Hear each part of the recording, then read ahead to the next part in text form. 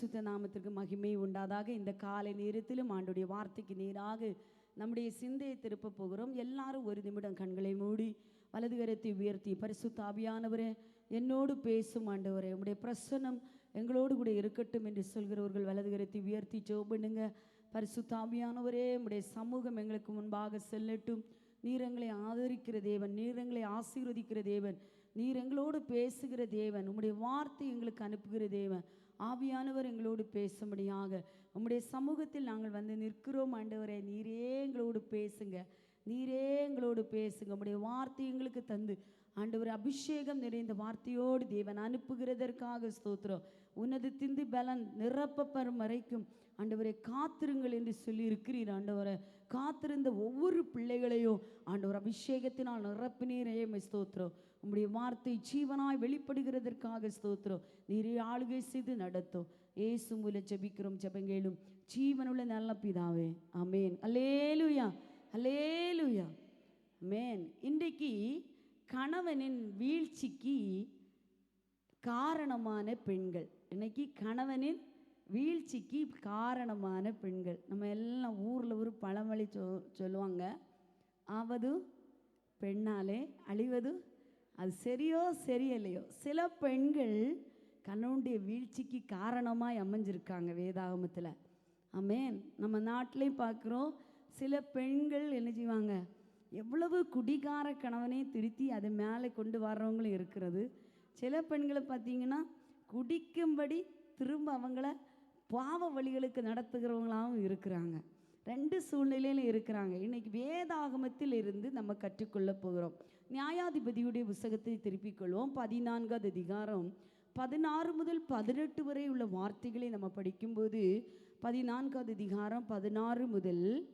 அப்பொழுது சிம்சோனின் பெண் ஜாதி அவனுக்கு முன்பாக அழுது, நீ என்னை நேசியாமல் என்னை பகைக்கிறாய், என் ஜனங்களுக்கு ஒரு விடுகதையை சொன்னாய், அதை எனக்காவது விடுவிக்கவில்லையே என்றாள். அதற்கு அவன், இதோ நான் என் தாய் தகப்பனுக்கும் அதை விடுவிக்கவில்லையே, உனக்கு அதை விடுவிப்பேனோ என்றான். விருந்துண்கிற 7 நாளும் அவள் அவன் முன்பாக அழுது கொண்டே இருந்தாள். 7ஆம் நாளிலே அவள் அவனை அலட்டி கொண்டிருந்தபடியால் அதை அவளுக்கு விடுவித்தான். அப்பொழுது அவள் தன் ஜனங்களுக்கு அந்த விடுகதை விடுவித்தாள். ஆகையால் 7ஆம் நாளிலே பொழுது போகும் முன்னே அந்த ஊர் மனுஷர் அவனை நோக்கி, தேனை பார்க்கலும் மதுரமானது என்ன, சிங்கத்தை பார்க்கலும் பலமானதும் என்ன என்றார்கள். அதற்கு அவன், நீங்கள் என் கிடாரியால் உலாதிருந்தீர்களானால் என் விடுகதையை கண்டுபிடிப்பதில்லை என்றான். அல்லேலூயா. சிம்சோனின் மனைவியை குறித்து நம்ம இங்கே பார்க்கிறோம். அவன் பெண் ஜாதி. இது எதுக்காக? அவள் தன்னுடைய உறவுகளுக்காக கணவனை விட்டு கொடுத்த ஒரு அனுபவம். கணவனுடைய வீழ்ச்சிக்கு காரணம் கணவனை விடவும் உறவுகளை நேசித்தாள். ஹல்லேலூயா. கணவன் வீட்டில் வந்திருக்காங்க. அந்த தேசத்து வழக்கம் என்னென்னா, கல்யாணம் கழிஞ்சு 7 நாள் வீட்டில் தங்கியிருக்கணும். கணவன் தான் வீட்டில் அவ்வளோ விருந்து செய்யணும். விருந்து செய்கிற நாட்களில் எல்லா வாலிபர்களும் வந்து கூடுவார்கள். அந்த கூடுகிற நாட்களில் இவன் ஒரு விடுகதை சொல்கிறான். பட்சிக்கிறவனத்திருந்து பட்சணமும் பலவாண்டத்திருந்து மதுரம் வந்தது, அது என்ன? ஒரு விடுகதை சொல்கிறான். அவங்களுக்கு ஒரு தருணத்தை கொடுக்குறான். 3 நாளுக்குள்ளே நீங்கள் என்ன செய்யணும்? விடுவிக்கணும். விடுவிக்காமல் போனால் ஒரு பெட்டு வைக்கிற மாதிரி சொல்கிறான். 30 மாற்று வஸ்திரங்களை, 30 துப்பட்டியை நீர் எனக்கு பரிசாக கொடுக்கணும் அப்படின்னு அவன் ஒரு விடுகதையை கொடுறான். பாருங்கள், சுற்றிலும் இருந்த அத்தனை ஜனங்களும் அத்தனை உறவுகளும் யோசிக்கிறாங்க, முடிவே தெரியலை. கடைசியாக ஒரு யுக்தி பண்ணுறாங்க. பாரு, நீ ஒன்னால தான் இது முடியும். நீ தான் போய் என்ன செய்யணும்? புருஷனிடத்துல, சிம்சோனிடத்துல கேட்கணும், இந்த விடுகதை என்ன, இதன் அர்த்தம் என்ன என்று சொல்லி நீ கேட்கணும். நீ கேட்கலன்னு வச்சுக்க, உன்னையும் உன் குடும்பத்தை என்ன செய்வேன்? அக்னியினால் சுட்டரிப்பேன். இதுதான் அவங்க சொன்ன ஒரு வார்த்தை. பாருங்கள், சிம்சோனுடைய காதுக்கு இது வருகிறது. இவன் சொல்லவே இல்லை. ஆனால் இந்த பெண் தன் உறவுகளுக்காக வந்தால் வரட்டும், சிம்சோன் புருஷன் நம்ம பக்கத்தில் இருக்கிறான், அவன் பக்கம்தான் ஏன் நானும் நின்று இந்த கொஸ்டினுக்கு ஆன்சர் சொல்லும் வரைக்கும் இவங்களை விடக்கூடாது. ஊரார் எல்லாரையும் பார்க்கலும் ஒரு வித்தியாசமான கொஸ்டின் என் புருஷன் கேட்டிருக்கப்போ அவங்க வித்தியாசமான தெரிவாங்க என்ற எண்ணம் இவளுக்குள்ள போகலை பாருங்க. இவ ஊர் பக்கம் சாஞ்சிட்டா, உறவு பக்கம் சாஞ்சிட்டா. உறவு பக்கம் சாஞ்சது மாத்திரமல்ல, அந்த பாசன விருந்துங்கிற 7 நாள் அவன் முன்னால் இருந்து அழுது, அந்த வசனத்தை படிச்சிங்களா, அழுது கொண்டே இருந்தாள். 7ஆம் நாளில் அவள் அவனை என்ன செய்தா, அலட்டிட்டே இருந்தா. 7 நாள் இருக்கு இந்த விடுகதையை விடுவிக்க. நான் 3 நாள் சொன்னேன், சாரி, 7 நாள் இருக்கு இந்த விடுகதையை விடுவிக்க. இந்த விடுகதையை விடுவிச்சுட்டே இருக்கணும். ஆனால் பார்த்தீங்கன்னா 7 நாள் இவளுக்கு விருந்து சந்தோஷம் கிடையாது. எப்படியாவது இந்த அர்த்தத்தை சொல்லி உறவு பக்கம் நின்று கணவனை தோற்க வைக்கணும். புரிஞ்சவங்களுக்கு கணவனை தோற்க வைக்கணும். இன்னைக்கு ஒரு கொஸ்டின், ஒரு கிரிட்டிக்கலான சூழ்நிலையில் உங்கள் உறவு பக்கம் நிற்பீங்களா, உங்கள் புருஷன் பக்கம் நிற்பீங்களா? அல்லது கருத்தை உயர்த்தி சொல்லுங்க. அநேக கைகள் புருஷன் பக்கம். நீங்கள் பாராட்டு, உண்மையிலே சொல்கிறேன், பாராட்டு. தாய் தகப்பனை கனம் பண்ணணும். ஆனால் தாயும் தகப்பனையும் பிரிக்கி வைக்க விடத்துல பிரிச்சுட்டு யார் பக்கம் நிற்கணும்? புருஷன் பக்கம் தான் நிற்கணும். ஆனால் நிறைய பேர் கூட்டுக்கள் மாதிரி என்ன செய்வோம், பிரச்சனை வந்தாலும் என்ன செய்யணும், புருஷனை தனியாக விட்டுட்டு உறவு பக்கத்திலேயே போயிடுவோம் பாருங்க. ஆனால் இவங்க அப்படி கிடையாது. இவன் என்ன செய்கிறா, உண்மையிலே சொல்ல உறவு பக்கம் போயிட்டா, புருஷனை விட்டுட்டா. அதுக்கு அழுக, அலட்டுதல், அவன் இருதயத்தை என்ன செய்யறான் சொல்லிட்டான். கடைசியாக அவன் யோசிச்சிருக்க மாட்டான், இவ போய் அங்கே போய் போட்டு விட்டுருவான்னு யோசிக்கல. 7ஆம் நாள் அலட்டிகிட்டே இருக்கான், 6 நாள் அழுதுகிட்டே இருக்கான், 7ஆம் நாள் அலட்டிகிட்டே இருக்கான். அந்த வசனத்தை பாருங்க, அந்த வசனத்தை பார்த்தீங்களா, விடுவித்தான். அப்பொழுது அவள் தன் ஜனங்களுக்கு அந்த விடுகதையை விடுவித்தாள். இவன் சொல்லிட்டான். உடனே போய் அம்மா பாரு, அப்பா பாரு, சித்தப்பா பாரு, அண்ணன் பாரு, இதுதான் ஆன்சர்ன்னு சொல்லி விட்டுட்டான். அவங்க என்ன செய்கிறாங்க, ஆன்சரை சொல்லியாச்சு. ஆன்சர் தான் இது. தேனை பார்க்கலும் மதுரமானது என்ன, சிங்கத்தை பார்க்கலும் பலமானது என்ன என்று சொல்லி 7ஆம் நாள் ஆன்சர் சொல்லியிருக்கு. உடனே அவன் சொல்லிட்டான், நீங்கள் என் கிடாரியால் உழாதிருந்தீர்களானால் என் விடுகதையை கண்டுபிடிப்பதில்லை. கிடாரின்னா என்னது, வீட்டில் நிற்க கிடாரியா, ஆட்டு கிடாரியா இல்லை, பெண் ஜாதி, மனைவி, பெண். அவளால் நீங்கள் என்ன இந்த விடுகதையை உழாதிருந்தீர்களானால் இந்த விடுகதைக்கு ஆன்சர் என்ன செய்திருக்க மாட்டீங்க, தெரிஞ்சிருக்க மாட்டீங்கன்னு சொல்லி காட்டுக்குள் போய் ஊருக்குள்ளே போய் 30 பேரை கொன்னான். 30 பேரை கொன்று 30 மாட்டு வஸ்திரங்களை எடுத்து ஆன்சர் பண்ணுறவங்களுக்கு கொடுத்துட்டு அவளை விட்டுட்டு கோபம் முகமாக வெளியே ஓடி போயிட்டு பாருங்க. விளைவு என்ன, வீழ்ச்சி என்னது? ஒரு கணவன் நிமித்தம், கணவன் இதுவரைக்கும் அவன் கொலைக்காரனா கிடையாது, கொலைக்காரன் கிடையாது, இப்போ கொலையாளியாக மாறிட்டான். ஹல்லேலூயா, இப்போ ஒரு கொலையாளியாக மாறிட்டான். நான் சொன்னேன், அந்த சுபாவம் வித்தியாசப்படுது. இது வரைக்கும் நல்லவன் தான், கர்த்தரோட அபிஷேகம் அவன் மேலே வந்தது, அப்பா அம்மாவோடு கூட தான் போயிட்டு இருந்தான். ஆனால் இவன் நேசித்த ஒரு மனைவி, இவன் அன்பு செய்த ஒரு மனைவி, இவளுக்கு விருப்பமான ஒரு மனைவி, இவனோடு நிற்க வேண்டிய ஒரு மனைவி இப்போ என்ன செய்கிறான், உறவு பக்கம் சார்ந்த போது இவன் கொலைக்காரனாக மாறுறான். அவளை விட்டுட்டு கோபமாக போயிட்டே இருந்தான் பாருங்க. தன் தகப்பன் கோபம் உண்டவனாய் 19வது வார்த்தையில் கோபம் உண்டவனாய் புறப்பட்டு தன் தகப்பன் வீட்டுக்கு போய்விட்டான். சிம்சோனின் பெண் சாதியோ வென்றால் அவனுடைய தோழரில் அவனுக்கு சிநேகமாயிருந்த ஒருவனுக்கு கொடுத்துட்டாங்க பாருங்க. இவ இட்டுட்டு போனா உடனேயே அந்த பொண்ணை வேறொரு பையனுக்கு என்ன செய்தாங்க, கல்யாணம் பண்ணியும் கொடுத்துட்டாங்க. கொஞ்ச நாள் தாண்டி திரும்பவும் சிம்சோன் அவன் வீட்டுக்கு வாரான்.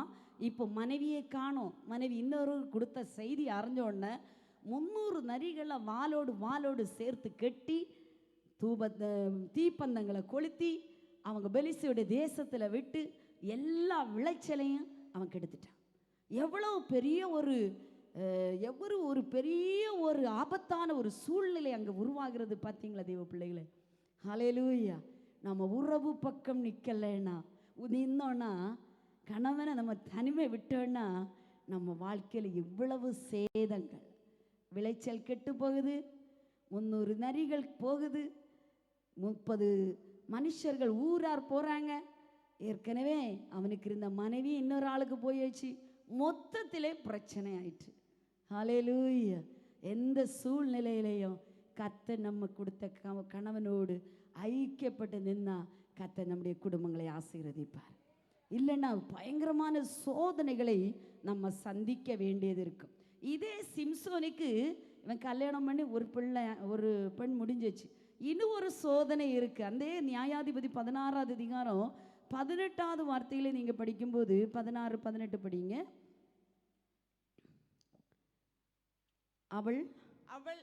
அவன் தன் இருதயத்தை எல்லாம் தனக்கு வெளிப்படுத்தினதை தெலீலாள் கண்டபோது அவள் பெலிஸ்தரின் அதிபதிகளுக்கு ஆள் அனுப்பி, இந்த ஒரு விசை வாருங்கள், அவன் தன் இருதயத்தை எல்லாம் எனக்கு வெளிப்படுத்தினான் என்று சொல்ல சொன்னாள்.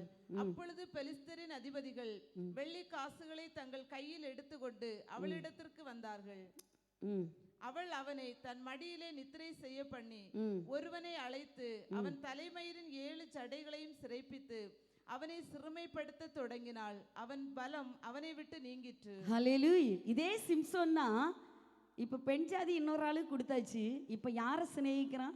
தெலீலாள் என்று ஒரு காதலி அவனுக்கு வந்துச்சு. இந்த தெலீலாளும் அவனுடைய வாழ்க்கையின் வீழ்ச்சிக்கு காரணமாக அமைஞ்சான். இந்த தெலீலாள் நல்லா காதலிக்கிறா. இவன் எதுக்காக இவனை விட்டு கொடுத்தான்னா பணத்துக்காக. முதல்ல சொன்னேன், உறவுகளுக்காக விட்டு கொடுத்த ஒரு பெண். இங்கே பார்த்தீங்கன்னா பணத்துக்கு ஆசைப்படுறா. சிம்சோன் நல்ல பலசாலி. சிம்சோன் மேலே கர்த்தருடைய அபிஷேகம் வல்லமையாக இறங்கும். இதை பார்த்து ஒரு காரியத்தில் இவனை மேற்கொள்ள முடியலை. இவன் பலம் எங்கே இருக்குன்னு யாருக்கும் தெரியாது. இப்போ தெலீலாளிடத்தில் இவங்க சொல்கிறாங்க, நாங்கள் 5 அதிபதிகள் ஆளுக்கு 1100 வெள்ளிக்காசு வைத்து 5500 காசு வெள்ளி பணம் உனக்கு தாரோம். ஒரு பணப்பை 5500 வெள்ளி காசு உங்கள் கையில் நான் தாரோம். பாருங்க, இதை வச்சுட்டு நீ இவனுடைய பலம் எங்கே இருக்குன்னு கண்டுபிடி. இவளும் திருப்ப வந்து என்ன செய்யறான்? அழுதுட்டு இவன் சொல்கிறோம், வார்த்தையினாலே நெருக்குகிறான். அந்த 16வது வசனம், அவனை தினம் வார்த்தையினாலே கேட்குறான். நீ சொல்லு உன் பலம் எங்கே இருக்கு, நீ சொல்லு உன் பலம் எங்கே இருக்கு, நீ சொல்லு உன் பலம் இருக்கு. பாருங்க, அவன் கடைசியாக தன் இருதயத்தை வெளிப்படுத்தி சொல்கிறான், என் பலம் வேற எங்கே இல்லை, என் தலைமயிரில் தான் இருக்கு. என் தலைமயிர் இதுவரைக்கும் என் பிறந்த நாள் முதல் இந்த நாள் வரைக்கும் நான் நசரேனா இருப்பதினாலே இது சிறைக்கப்படலை. நான் வேற்று மனுஷன், நான் சிறைக்கப்படக்கூடாதுன்னு ஆண்டவர் சொல்லியிருக்காரு. இது சிறைக்கப்பட்டதானா என் பலம் என்னை விட்டு என்ன செய்யும்? விலகி போயிடும். இந்த சீக்கிரட்டை அவன் உடைச்சிட்டான். தெலீலாள் என்ன செய்யணும்? காசுக்கு ஆசைப்பட்டா. புருஷனை விடவும் காசை நேசிச்சான். பணத்துக்கு ஆசைப்பட்டா. நம்ம இன்னைக்கு பத்திரிகையிலே டிவியிலே வருகிற செய்தி போல பணத்துக்காக இல்லை, பணத்துக்காக காசுக்காக ஆசைப்பட்டு புருஷனை வெட்டி ஃப்ரிட்ஜில் வைக்கிற நிறைய பேர் இருக்கிறாங்க. அந்த கூட்டத்தை மாறி இவள் என்ன செய்கிறா? என்ன சொல்லிட்டா? ஆன்சரை போய் சொல்லிட்டா. அவன் தலைமையில் தான் இருக்கு. இதுக்காக பணத்துக்கு ஆசைப்பட்டால் எது வேணாலும் செய்வாங்க. மடியில் போய் அழகா நித்திர வச்சு அழகா சூப்பராக என்ன செய்கிறா? தலையெல்லாம் தேய்ச்சி கொடுத்து அவனை தூங்க வைக்கிறான். நம்ம குழந்தைய தூங்க வைக்கிற மாதிரி தூங்க வச்சுட்டு சொல்கிறாங்க, பெலிஸ்தியரில் இந்த ஒரு விஷயம் மட்டும் நீங்கள் வாங்க, இவனுடைய தலைமையை சிறைச்சிருங்க அப்படின்னு சொல்லி கதையை சொன்னோன்னு அவங்க எல்லாரும் வந்து தலையை சிறைக்கிறாங்க. பலம் போயிட்டு, நல்ல கதை மாதிரி இருக்குது பார்த்தீங்களா? ஆனால் பலம் போயிட்டு கடைசியாக சொல்ல, சிம்சோனே பெலிஸ்தியர் வந்துட்டாங்க. கூப்பிடுறது யாரு? யார் தான் கூட்டா? நீங்கள் சொல்லுங்க, யார் தான் கூட்டா? இந்த தெலீலால தான் கூப்பிட்டாங்க. வாங்க, நான் சிறைச்சாச்சு, நீங்கள் வாங்கன்னு கூட்டிட்டு இப்போ சிம்சோன் தூங்கி கிடந்த சிம்சோனை தட்டி எழுப்பி சொல்கிறான், சிம்சோனே பெலிஸ்தியர்கள் வந்துட்டாங்க, நீ எழும்பு. ஹல்லேலூயா. எவ்வளவு டபுள் ப்ளே பண்ணுறாங்க பார்த்தீங்களா? பணத்தை வாங்கினது அறிய முடியாது, யாருக்கும் கணக்கு கொடுக்கறது அறிய முடியாமல். இன்னைக்கு நல்ல காலம், சூப்பராக கேமராக்கள் வந்திருக்கிறதுனால சில காரியங்கள் கண்டுபிடிக்க முடியுது, சில தடயங்கள் நமக்கு கிடைக்குது. பல இடங்களில் கேமராக்கள் பொருத்தினால இன்னைக்கு தடயம் கிடைக்குது. பாருங்க, அன்னைக்கு எப்படின்னு பாருங்க, இவன் முதல்ல பெலிஸ்தரை கூடுறான், ஆனால் சிம்சோனுக்கு முன்பாக ஒன்றும் அறியாதவன் மாதிரி பெலிஸ்தர் வந்துட்டாங்க. சிம்சோனே நீ எழும்பி ஓடிரு அப்படின்னு சொல்கிற மாதிரி இருக்குது. அதில் ஓடி நித்திரை விட்டு. ஆனால் சிம்சோன் எழுந்திருந்த போது அவனுக்கு பலம் இல்லை, பலம் போச்சு. வீழ்ச்சிக்கு காரணம் என்னது? பணம். கணவனை விட்டு கொடுத்தா கடைசியாக அவன் என்ன செய்ய, 2 கண்ணும் அவனை பெலிஸ்தியன் பிடிச்சிட்டு போனான். விலங்கு போட்டாங்க, கண்ணை குருடாக்குறாங்க பாருங்க, காலில் விலங்கு போட்டாங்க, கண்ணை பிடுங்கினாங்க, கையில் மாவரைத்து கொண்டிருக்க. நம்ம மாதிரி இன்னைக்கு நம்ம ஆட்டுக்காலை வச்சு மாவரைக்கிற விதத்தை எல்லாம் அங்கே சொல்லியிருக்கு. அந்த காலத்தில் நம்ம செக் ஆட்டுவாங்க தெரியுமா, நடுவில் ஒரு கலை வச்சுட்டு இடுப்பில் கட்டிட்டு திருப்பி திருப்பி சுட்டி வரணும் பாருங்க. இதே மாதிரி அவனையும் ரவுண்ட் அடிக்க வச்சாங்க. கடைசியாக பார்த்தீங்கன்னா அவனை வேடிக்கை காட்டுறாங்க, அவனை ஆரவாரம் பண்ணுறாங்க. அவன் வாழ்க்கையில் எவ்வளவு கசப்பாக இருந்திருக்கு பாருங்க. இதெல்லாம் யார் பார்க்குறான்? ஒரே ஒரு காரணம், அவளுடைய எண்ணம் தெளியலாள். என் புருஷன் இப்படியெல்லாம் வந்துட்டு, ஐயோ உங்களுக்கு வியாதி வந்துட்டு, ஐயோ அவங்க படுத்துட்டாங்களே, அந்த எண்ணம் கிடையாது. இவருடைய எண்ணம் எல்லாம் பணத்தின் மேலே. பணம் ஒன்று தான் அவருடைய குறிக்கோளாக இருந்தது. அருமையான பெண்கள், நம்முடைய வாழ்க்கையில் பணமாக குறிக்கோள்? இன்னைக்கு அநேகருடைய வாழ்க்கையில் பணம் ஒன்று தான் குறிக்கோள். ஹல்லேலூயா, பணம் ஒன்று தான் குறிக்கோள். பாருங்கள், நேற்றை கூட ஒரு ஊழியரிடம் நாங்கள் பேசிகிட்டு இருந்தோம். அவங்க பேசிகிட்டு இருக்கும்போது அவர் சொன்ன ஒரு வார்த்தை, ஒரு வீட்டில் பெண் பார்க்கறது பெண் வீட்டார் ஆண் வீட்டை பார்க்குறதற்காக வந்தாங்களாம். ஆண் வீட்டுக்கு எப்படி இருக்கு, ஒரு சின்ன ஒரு பெட்ரூம் இருக்கிறதா. அந்த பெட்ரூம் சின்னதானதுனால பெண் கொடுக்க மாட்டேன்னு போயிருக்காங்களாம். சின்னங்க ஆண் பிள்ளைகள் வச்சிருக்கிறவங்களுக்காக இன்னைக்கு சபைகள் உபவாசித்து ஜெபிக்க வேண்டியதாக இருக்குது. முன்னொரு காலத்தில் பெண் பிள்ளைகள் வைத்திருக்கிறவங்களுக்காக ஜெபிக்க வேண்டியதாக இருந்து, இன்னைக்கு ஆண் பிள்ளைகளுக்காக ஜெபிக்க வேண்டியதாக இருந்து. அப்படிதான், ஹல்லேலூயா. அந்த சூழ்நிலை தான் தேசத்தில் போயிட்டுருக்கு பாருங்க. பெரிய பெட்ரூமுக்காக என்ன செய்கிறாங்க,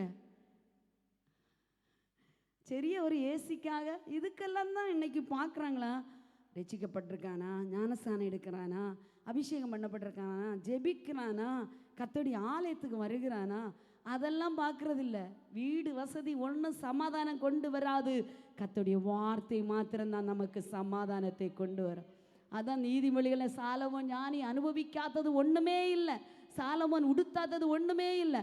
அவன் சொல்கிறான், சஞ்சலத்தோடு கூட இருக்கும் எருதின் கரியலை பார்க்கலும் சமாதானத்தோடு இருக்கிற இந்த இலக்கரியே நல்லது. ஹல்லேலூயா சொல்லுங்க. பாருங்க, நீங்கள் தான் யோசிச்சு பாருங்க. பெரிய வீடு இருக்குது, பெரிய 3 மாடி 10 மாடி 15 மாடி வச்சு மனசுக்கு சமாதானம் இல்லைன்னா ஒன்றுமே இல்லை. சிலர் பெரம்போக்கில் வீடை வச்சுட்டு அவங்க அழகாக குடும்பத்தை நடத்திட்டு இருக்காங்க. எவ்வளவோ சந்தோஷமாக இருக்குது. 2 கரங்களை உயர்த்தி ஸ்தோத்திரம் பண்ணுங்க, ஆண்டவரே அந்த சந்தோஷம் எங்கள் வீட்டுக்குள்ளே வரட்டும். ஹல்லேலூயா. பணம் ஒன்றும் நம்முடைய குறிக்கோள் அல்ல. ஹல்லேலூயா. பணம் அல்ல குறிக்கோள். உறவுகளுக்கு விட்டு கொடுக்கக்கூடாது, பணத்திற்கு விட்டு கொடுத்தவன். அப்போது கணவனுடைய வீழ்ச்சி, கடைசியாக அவன் செத்தே போயிட்டான். அவனுடைய பலம் அவனை விட்டு என்ன செய்து விலகி போகிறது.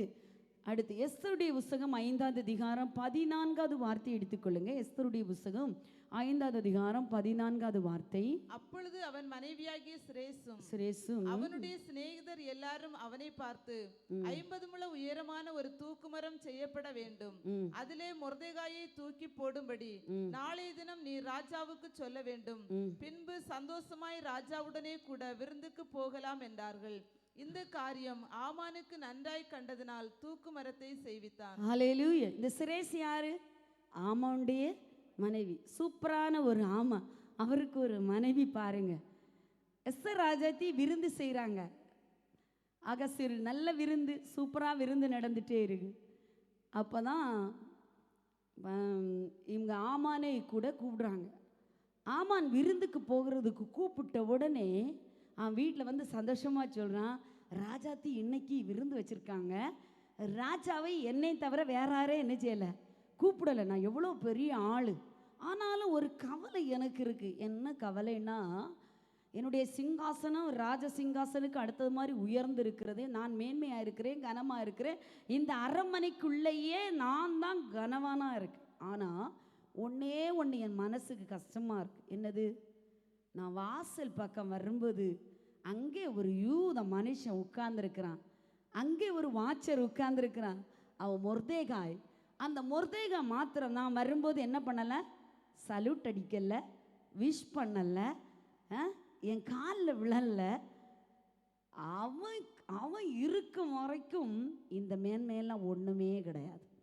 பாருங்க எவ்வளோ அழகாக ஆண்டவர் வச்சிருக்கிற விதம். அவன் ஆசனங்களை உயர்த்தி வச்சிருக்கிறான். அந்த அரண்மனைக்குள்ளே அவன் பெரியவன், பெரிய ஒரு மனுஷன். ஒரே ஒரு மனுஷன் இப்படி இருக்கிறத பார்த்தவன் இல்லை, மகிமை நமக்கு வரல, கனம் நமக்கு வரல. அதுக்காக தான் சிரேசு ஒரு ஆலோசனை சொல்கிற பாருங்க, நீங்கள் விருந்துக்கு போகிறதுக்கு முன்னாடி அழகாக அந்த மனுஷனுக்கு ஒரு தூக்கு மரத்தை நம்ம வீட்டில் செய்து வச்சுட்டு நீங்கள் விருந்துக்கு போயிட்டு வரலாம். ஆலோசனை எப்படி இருக்கு பாருங்க. என்ன சொல்லி கொடுக்கணும்?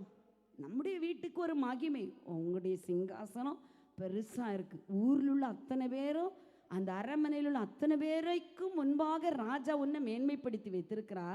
இந்த மனுஷன் இருக்கிறது ஒன்றுமே இல்லை. அந்த ஒரு மனுஷனுக்காக நீங்கள் ஏன் இப்படியெல்லாம் பாடுறீங்க, எதுக்கு வருத்தப்படுறீங்கன்னு கேட்குறதுக்கு பதிலாக நல்ல சூப்பரான ஒரு ஆலோசனை இல்லை, ஒரு பெரிய ஒரு தூக்கு மரத்தை செய்திரு. அதுலேயும் வித்தியாசம் பாருங்க, 50 முழ உயரத்தில் தூக்கு மரத்தை செய்திரு. அந்த வசனங்களை நாம் படிக்கும்போது இன்னைக்கு பார்த்துங்க, இந்த யூத குலம் என்ற ஒரே ஒரு காரணம்தான்.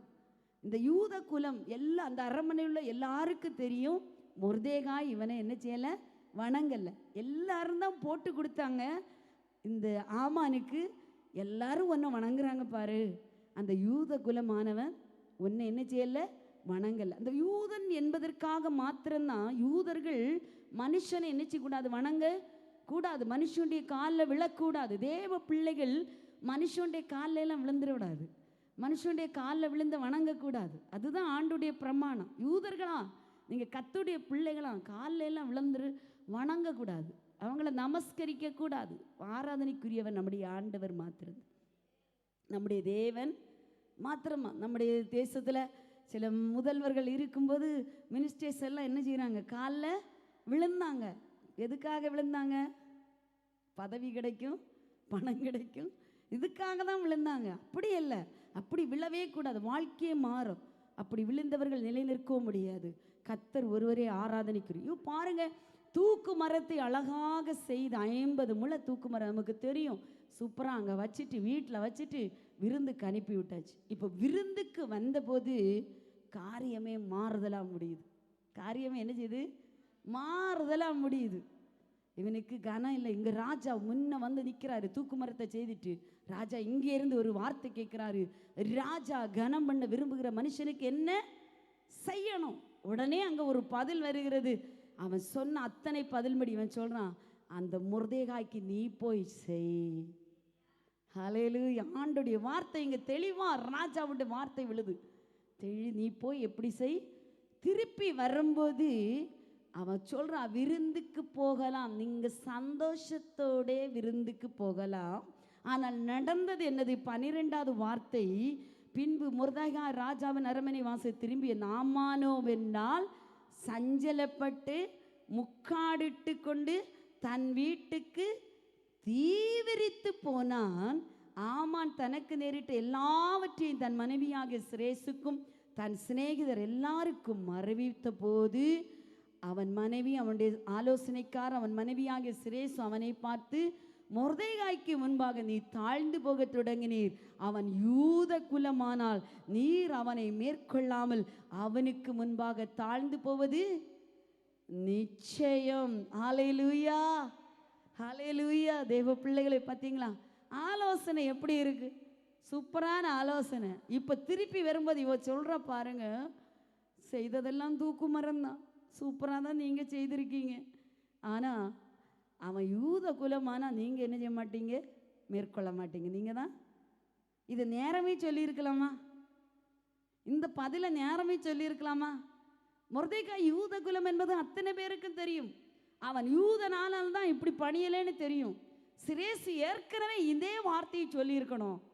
அவன் யூதன், நீர் மேற்கொள்ள முடியாது, நீ தாழ்த்தப்பட்டு போவீர், அவனுக்கு விரோதமாக உன் கையை என்ன செய்யக்கூடாது, எடுக்க கூடாது. இப்படி சொல்லி விட்டுருந்தேன்னா ஆமாண்டே தலை தப்பி இருக்கும். ஹல்லேலூயா. ஆனால் பார்த்தீங்கன்னா ஆலோசனை வித்தியாசம். முதல்ல சூப்பராக விருந்து போகும்னே நீங்கள் நல்ல தூக்குமரத்தை செய்யுங்க, அதெல்லாம் சொல்லி ஆலோசனை சொல்லிவிட்டு தன்னுடைய புருஷனுக்கே அந்த தூக்குமரத்தை மாற்றி அமைத்தான். இந்த வார்த்தை திருப்ப வருது. ஹல்லேலூயா. 7வது அதிகாரம் 10வது வார்த்தை. அப்படியே ஆமான் மொர்தெகாய்க்கு ஆயத்தம் பண்ண தூக்கு மரத்திலே ஆமானையே தூக்கி போட்டார்கள். அப்பொழுது ராஜாவின் உக்கிரகம். ஹல்லேலூயா, ஹல்லேலூயா. மறு பக்கத்தில் ஒரு பிரச்சனை இருக்குன்னா அந்த பிரச்சனையின் முன்பாக நம்ம தாழ்ந்து போக பார்க்கணும். சரி விட்டு கொடுங்க, சரி பொறுத்து போங்க, மாறி மாறி விட்டு கொடுங்க, பொறுத்து போங்க, கொஞ்சம் என்ன செய்யுங்க, தாழ்ந்துருங்க. ஜெபிக்கிற பிள்ளைகளுக்கு விரோதமாய், ஆராதிக்கிற பிள்ளைகளுக்கு விரோதமாய் யாராவது எழும்புனா நமக்கு ஒருவேளை திட்டு கிடைக்கலாம். அநேக பெண்கள் படுகிற பிரயாசத்தை எனக்கு தெரியும். பாருங்க, புருஷர்கள் என்ன செய்வாங்க, ஆராதனைக்கு வரும்போது ஆராதனை ஸ்தலத்தை, ஊழியக்காரரை, வருகிற விசுவாசிகளை அநேகர் நல்ல குறை சொல்லி அவங்கள ஆராதனைக்கு விடாமல் தடுக்கிற எத்தனையோ குடும்பங்கள். அதே மீறி ஆலயத்துக்குள்ளே நீங்கள் எல்லாம் மாறீங்க தேவ பிள்ளைகளை, சூழ்நிலையை தாண்டி தான் மாறீங்க. இப்படி தான் இருக்கணும். ஆனால் ஒரு காலத்தும் ஆராதிக்கிற ஜனங்களுக்கு விரோதமாய், துதிக்கிற ஜனங்களுக்கு விரோதமாய், துதிக்கிற கூட்டத்துக்கு விரோதமாய் எழும்பி விடுகிற ஒரு ஆலோசனை நம்ம ஒரு நாளும் கொடுக்கக்கூடாது.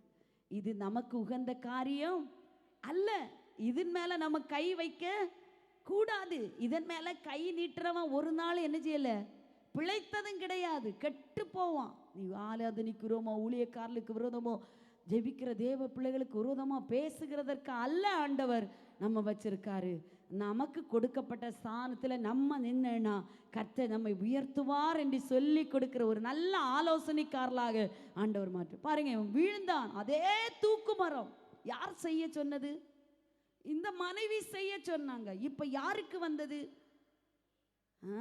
தான் விதைத்த இடத்துல தானே என்ன செய்யறான், தான் வெட்டின குழியில தானே விழுவான் என்ற வார்த்தை சொல்ற மாதிரி தான் வெட்டினது தனக்கே அமையும். சிலர் உங்களுக்கு விரோதமாக மந்திரவாதம், பொய்கேசுகள், பல காரியங்கள் செய்யலாம். தேவ பிள்ளைகளே, நீங்கள் அவர்களுக்கு விரோதமாய் ஒரு நாள் வாய் திறக்க வேண்டாம். கர்த்தர் உங்களுக்காக யுத்தம் பண்ணுவார், கர்த்தர் உங்களுக்காக கிரியை செய்வார்.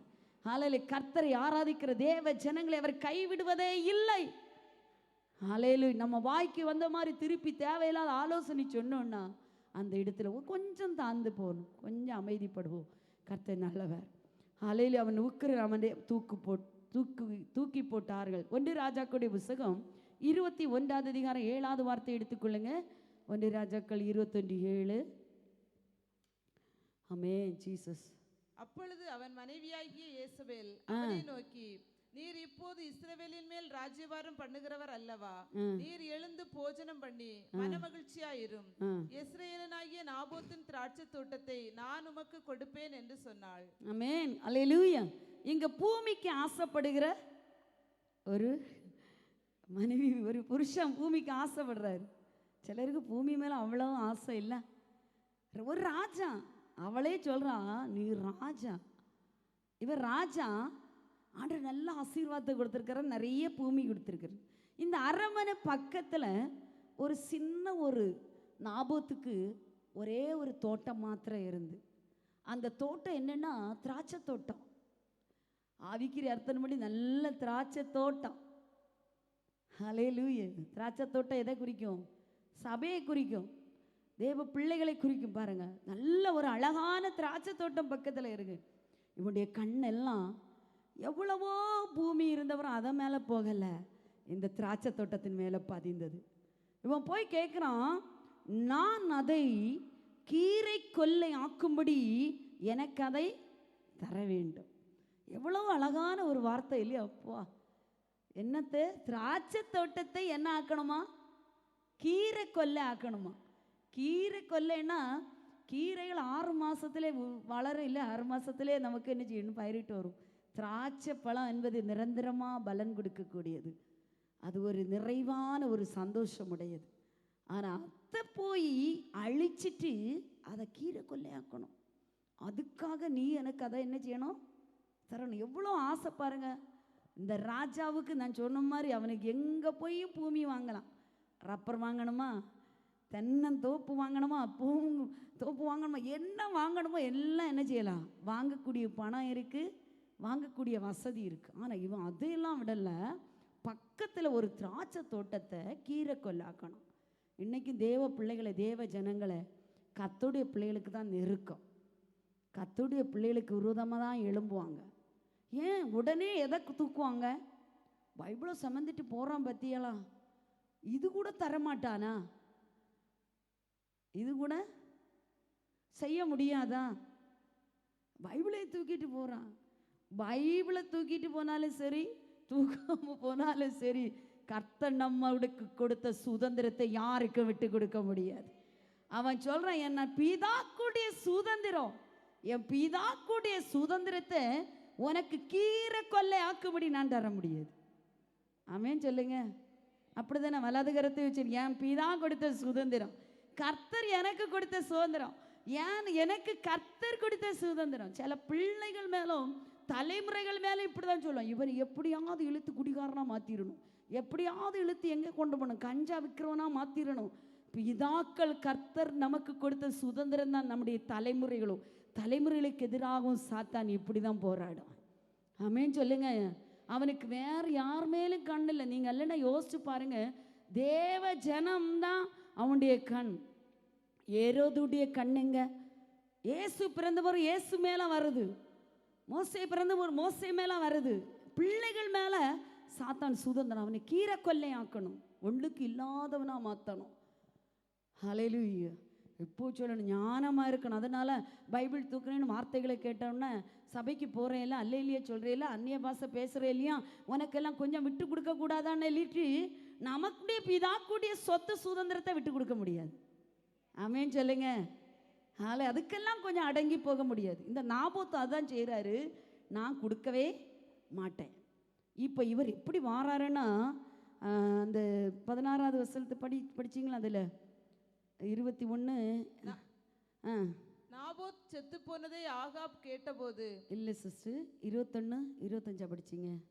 தன் மனைவியாகி ஏசபேல் தூண்டிவிட்டபடியே கர்த்தரின் பார்வைக்கு பொல்லாப்பானதை செய்ய தன்னை விற்று போட்ட ஆகாபை போல ஒருவனும் இல்லை. அவ என்ன சொல்றான் பார்த்தீங்களா? அந்த வசனத்தில் நீங்கள் பார்த்தீங்கன்னா, எசபேல் என்ன செய்கிறான்னா, எசபேல் அவனை நோக்கி 7வது வார்த்தை 21:7, நீர் இப்பொழுது இஸ்ரவேலுமே ராஜ்யபாரம் பண்ணுகிறவர் அல்லவா, நீர் எழுந்து போஜனம் பண்ணி மனமகிழ்ச்சியாய் இருக்கும். இஸ்ரவேலாகிய நாபோத்தின் திராட்சை தோட்டத்தை நான் உமக்கு கொடுப்பே. ஹல்லேலூயா. இப்போ அதுக்கு முந்தின வசனத்தில் கடைசி பகுதி, அதற்கு அவன் என் திராட்சை தோட்டத்தை உமக்கு கொடுக்க மாட்டேன் என்று சொன்னான் என்றா. வீட்டில் வந்து கதையை சொல்லியாச்சு, கதையை சொல்லியாச்சு. வீட்டில் வந்து நான் உனக்கு என்ன செய்ய மாட்டேன், திராட்சை தோட்டத்தை தரமாட்டேன்னு அவன் சொல்லிட்டான் அப்படின்னு. உடனே இவ சொல்கிறான், அவன் தரமாட்டேன்னு சொன்னானா, நான் உமக்கு கொடுக்க போகிறேன், நீர் ஒரு ராஜா. இப்போ சாப்பிடாமையெல்லாம் இருக்கண்டாம், நல்ல மகிழ்ச்சியாக இருங்க, நல்லா சாப்பிடுங்க, நல்லா சாப்பிடுங்க, சந்தோஷமாக இருங்க, நான் அந்த தோட்டத்தை என்ன செய்வேன், தருவேன். ஒரு மனைவியுடைய வார்த்தையை பாருங்க. நான் முதல்ல சொன்ன மாதிரி சொல்கிறேன், எத்தனையோ கர்த்தர் நமக்கு ஆசீர்வாதம் தந்திருக்காரு, எத்தனையோ நன்மைகள் தந்திருக்காரு. நான் ஒரு ராஜாவாக இருக்கிறேன், இதெல்லாம் நமக்கு தேவை. அது ஒரு சின்ன மனுஷனுக்கு விட்டுருங்க. அப்படி சொல்ல வேண்டியவள் சொல்கிறான், நான் உமக்கு எப்படி ஆகணும், அதை என்ன செய்வேன், வாங்கி தருவேன் என்று சொல்லி உபவாசம் சொல்லியாச்சு, பொய் சாட்சி ஏற்படுத்தியாச்சு, நாபோத்தை கல்லறிஞ்சு கொன்னாச்சு. அதுக்கு உரிமையுடையவனை கொல்லறிந்து கொன்னுட்டு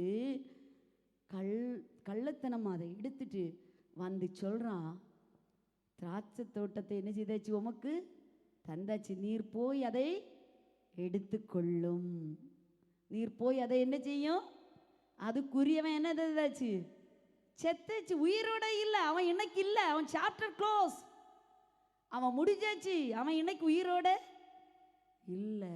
அநேக நம்ம பார்த்து அப்படிதான் சொன்னான், அவன் இன்னைக்கு இல்லை, கல்லெறிஞ்சு கொல்லணும்னு எதிர்பார்த்து என்ன செய்யறான், காத்து நிற்கிறான். இவன் போயினானா புரியுதா உங்களுக்கு? சுதந்திரவாளி அற்று போச்சுன்னா அந்த சுதந்திரத்தை சீக்கிரமா பறித்து கொள்ளலாம்.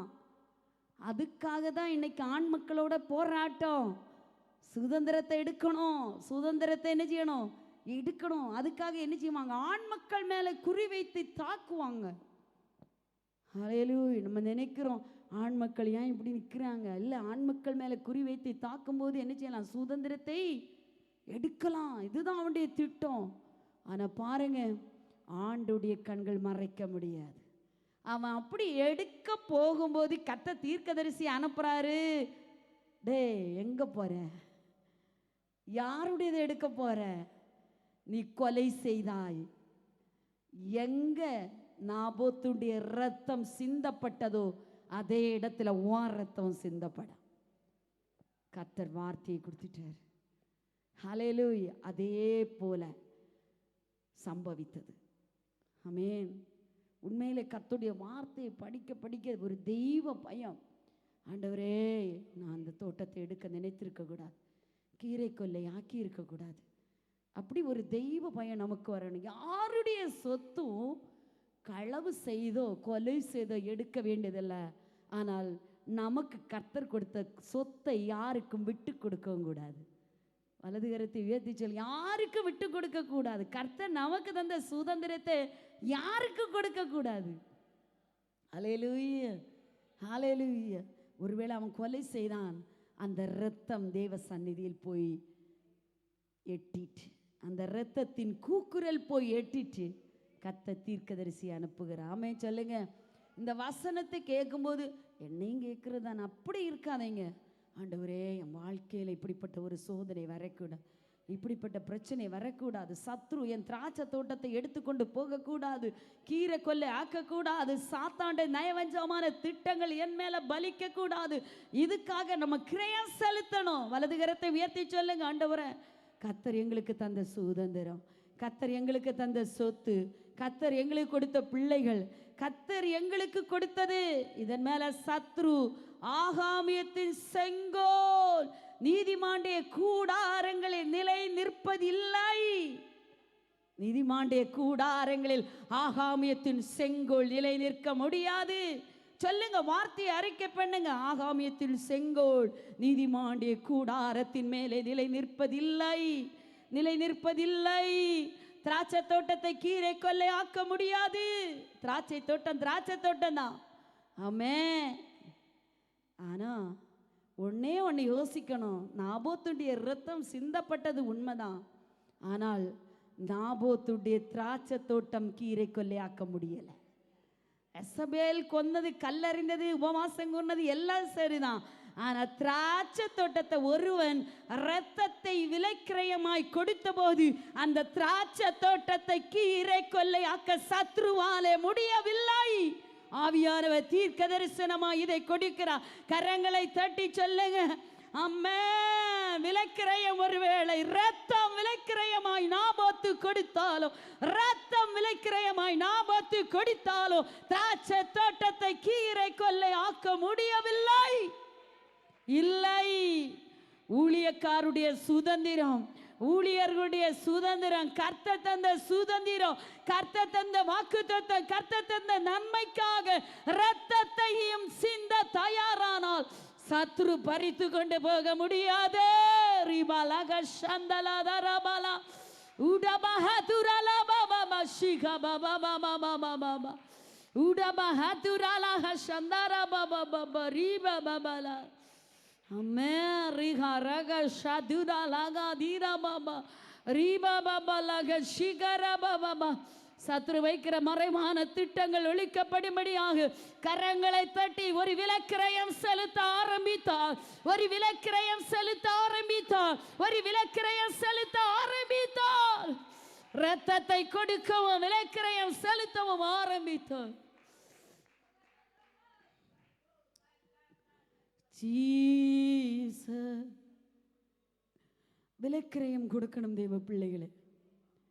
ஆண்டவர் திரும்பவும் சொல்கிறார், நம் விலைக்கிரயம் கொடுக்க வேண்டும். எங்கேயோ விலைக்கிரயம் கொடுக்க வேண்டும். எங்கேயோ சத்ரு திராட்சை தோட்டத்தை கெடுக்கிற சிலரை அனுப்ப போகிறார். குழி தோண்டுகிற சிலரை திராட்சை தோட்டத்துக்கு விரோதமாய் குழி தோண்டுகிற சிலரை சாத்தான் மனுஷர்களை அனுப்பும் போது விலைக்கிரயம் செலுத்தணும். ஆமென், ஹல்லேலூயா. அவன் விலைக்கு வாங்க நினைத்தான், அவன் விலைக்கு கொடுன்னு சொன்னான். ஆனா நாபோத்து இரத்தத்தையே விலையாக கொடுத்த போதுதான் திராட்சை தோட்டம் நிலை நின்றது. இந்த ஆவிக்குரிய அர்த்தத்தை எத்தனை பேர் விரும்புறீங்களா? ஆண்டவரே, நீங்க ஒருவேளை இன்னும் ஆண்டவர் சொல்ற ஒரே விதம், நீங்க ஜெபிக்கிறீங்க, இந்த ஜெபம் இல்லை, நீங்க கிரயம் செலுத்தணும். இரத்தத்தை கொடுக்க வேண்டுமானாலும் இரத்தத்தை கொடுத்து கிரயம் செலுத்தினால் சத்ரு கீரை கொள்ளை ஆக்க முடியாது.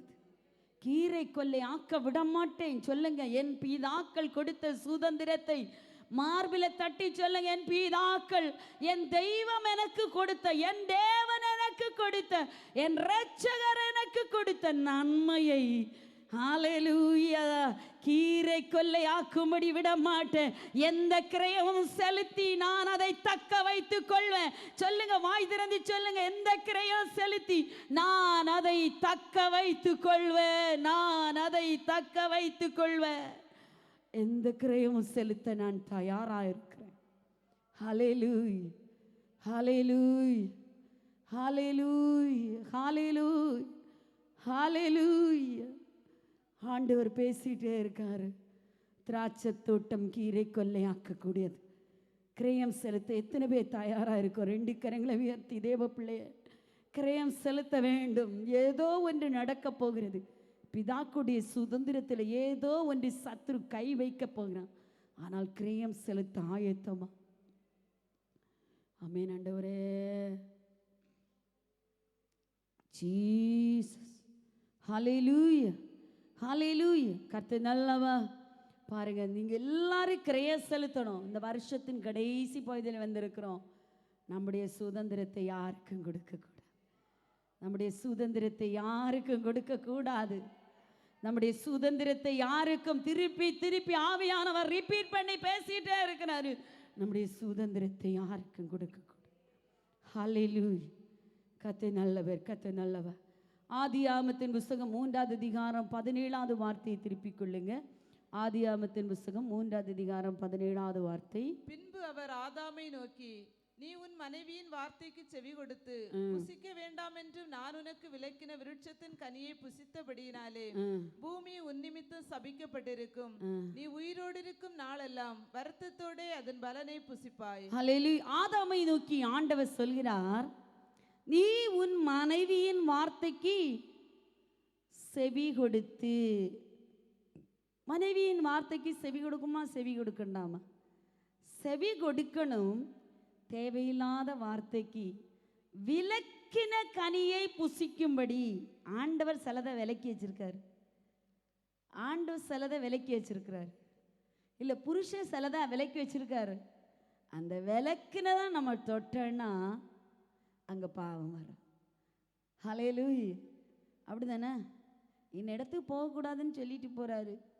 மிஞ்சி நம்ம போனோன்னா கீழ்ப்படியாமை என்னும் பாவம் அங்கே புகுந்து விடுகிறது. ஒன்னே ஒன்று தான் தோட்டத்துக்குள்ளே செய்கிறாங்க. என்னது?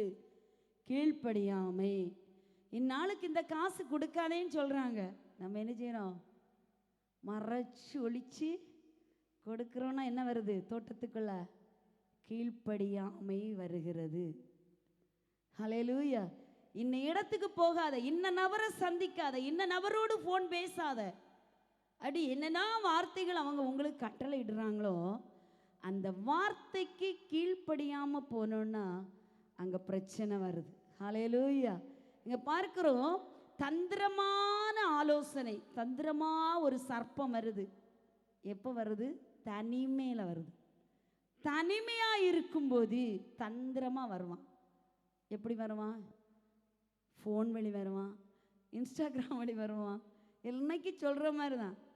ஏதோ ஒரு குழு வடிவில் வருவான், ஏதோ ஒரு என்ன சொல்லுங்க, ஏதோ ஒரு மருந்து வடிவில் என்ன செய்வான் வருவான்.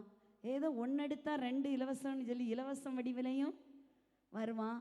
ஒன்று 10 ரூபா போட்டால் 1,00,000 ரூபா கிடைக்கும் என்பதற்காக அப்படியும் வருவான். தந்திரமாக வருவான் இல்லையா? நீங்கள் பார்த்தீங்க, நிறைய பேர் பாருங்கள், 1,00,000 கொடுத்தா 10 லட்சம் கிடைக்கும் இந்த மார்க்கெட்டில் போய் நுழைஞ்சி இருந்ததெல்லாம் இல்லாமல் போய் ஓடி திரிகிறவங்க நிறைய பேர் இருக்காங்க. ஆமென். பல வடிவில் வருமா. அதான் தனிமை வாயிலாக சந்திக்கக்கூடாது. தனிமையில் போய் ஆதாமும் ஏவாளும் டெய்லி சேர்ந்து தான் இருப்பாங்க. ஒரு பரலோகம் போல குடும்பம் இருந்து அந்த குடும்பத்தை விட்டு எப்போ இந்த பெண் பிரிஞ்சு போனாலோ, பிரிஞ்சு போய் தந்திரமான ஆலோசனைக்கு காது கொடுத்து செவி கொடுத்து அவ சொல்றா, நீ இப்போவே அவங்க அழகாக தானே இருக்கிறாங்க, தேவர்களை போல தானே இருக்கிறாங்க, இந்த பூமியில் வேற யாரும் கிடையாது, ஆதாமும் ஏவாளும் ஆண்டவரும் மட்டும் இருக்காங்க, எப்படி ஒரு குட்டி பரலோகமாக இருந்திருக்கும்.